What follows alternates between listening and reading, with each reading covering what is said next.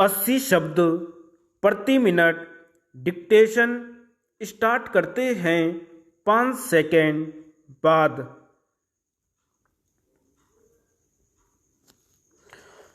उपाध्यक्ष महोदय, आज का दिन भारतीय लोकतंत्र में एक काले दिन के रूप में याद किया जाएगा।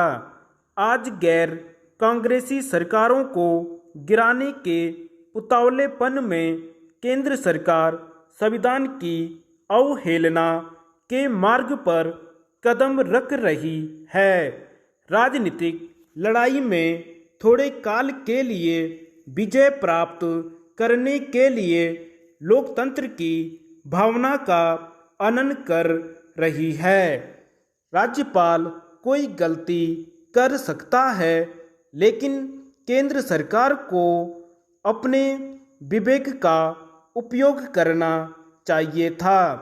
मैंने प्रारंभ में कहा था और मैं फिर उसी बात को दोहराता हूं कि केंद्र सरकार राज्यपाल की रिपोर्ट को अस्वीकृत कर सकती थी, राष्ट्रपति को सलाह दे सकती थी कि अभी हरियाणा में सरकार तोड़ने और विधानसभा भंग करने का समय नहीं आया है। उपाध्यक्ष महोदय, चुने हुए प्रतिनिधि अगर गलत आचरण करते हैं तो क्या जनता को चुने हुए शासन से वंचित कर देना चाहिए? हरियाणा की जनता को किस बात की सजा दी जा रही है? केवल कांग्रेस पार्टी कटघरे में नहीं है, केंद्र सरकार भी कटघरे में आ गई है। मैं उन निष्कर्षों को पढ़कर सुनाना चाहता हूँ जिनमें हरियाणा के राज्यपाल ने कहा है कि ऑपोजिशन ने, कांग्रेस दल ने ठीक आचरण नहीं किया। ठीक आचरण कांग्रेस दल ने नहीं किया, ठीक आचरण उन दलों ने नहीं किया, तो इसका इलाज एक ही है कि संविधान में जिस बात की व्यवस्था की गई है कि संकटपूर्ण परिस्थिति को देखते हुए उसका उपयोग किया जाए।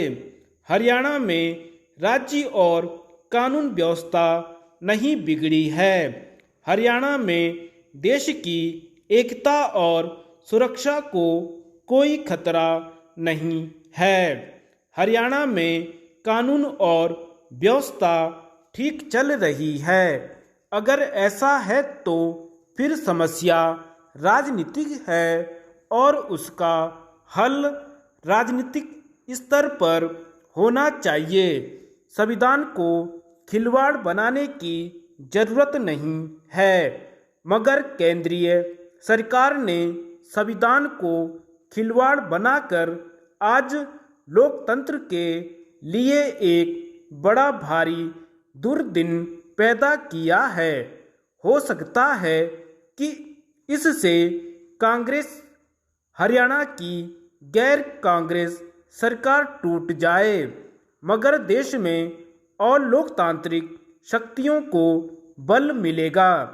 संविधान के अंतर्गत रहकर कार्य करने वाले निरुत्साहित होंगे और सत्ता के लोभ ने केंद्र सरकार को ऐसा पाप करने का दोषी बनाया जिसका कलंक उसके माथे से कभी नहीं छूटेगा।